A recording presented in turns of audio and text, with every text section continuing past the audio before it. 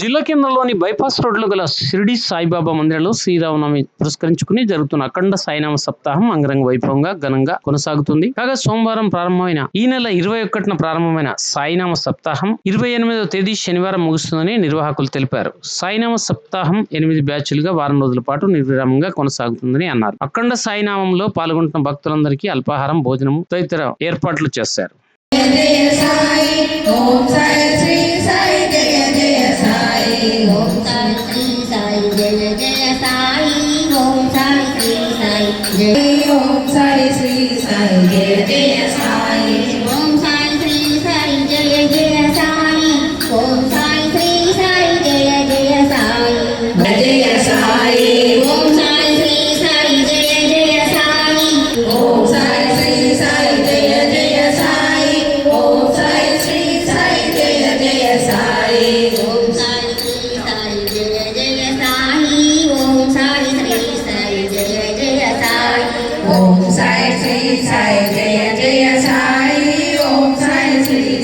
Jaya Jaya Sai. Om Sai Sri Sai Jaya Jaya Sai.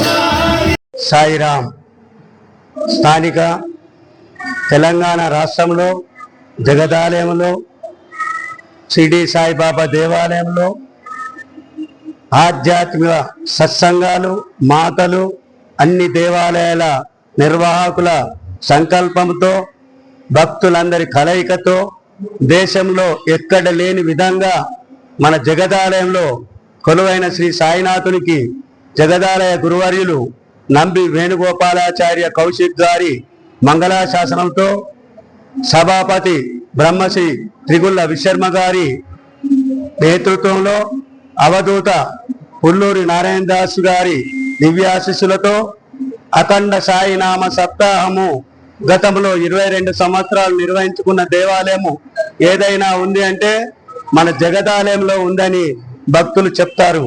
భక్తులందరికీ సంకల్పంతో వాళ్ళు ఇక్కడ వచ్చి ప్రతి బ్యాచ్కు 200 మంది 8 బ్యాచ్లుగా విభజించి ఈరోజు 21వ తేదీ శనివారం ఉదయం 9:18 ప్రారంభమైన కార్యక్రమం నిన్నటి రోజు 2వ రోజు ముగింపైంది.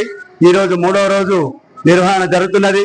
ఇట్టి కార్యక్రమానికి వన్నె తెచ్చినటువంటిది ఏదైనా ఉందంటే సాక్షాత్తు పరమ గురువు సాయినాథుడు భక్తుల మనో సంకల్పంలో కొలువై వారిచే ఈ కార్యక్రమాన్ని చేయించుకుంటున్నాడని చెప్పడానికి ఇక్కడ జరిగే కార్యక్రమమే నిదర్శనము. ఇటు కార్యక్రమంలో ప్రతి ఒక్కరూ మనస్ఫూర్తిగా వచ్చి సాయి నీవే మాకు దిక్కంటే తను తోడై నీడై వారి గృహంలో ఉంటూ ఆరోగ్యాన్ని అన్నదానంకు సంబంధించిన విషయంలో గాని ఉద్యోగం గాని వ్యాపారం గాని ఎలాంటి రోగాలు లేకుండా అన్ని తానై నమ్మిన వారికి వెంటనే ప్రసాదిస్తున్నాడు. అట్టి సాయినాథుని సేవలో తరిద్దాం, సాయినాథుని నామాన్ని స్మరిద్దాం. జగదాలయంలో అందరికీ అన్ని బాగుండాలని జగదాలయం లోపల వెలిసిన శ్రీ సాయిబాబా దేవాలయం కమిటీ అధ్యక్షులు బల్మూరి సతీష్ కుమార్ గారి సౌజన్యము వారి యొక్క సూచనతో ఈ కార్యక్రమాన్ని ఆలయ కమిటీ వర్గ సభ్యులందరము చేస్తున్నాము.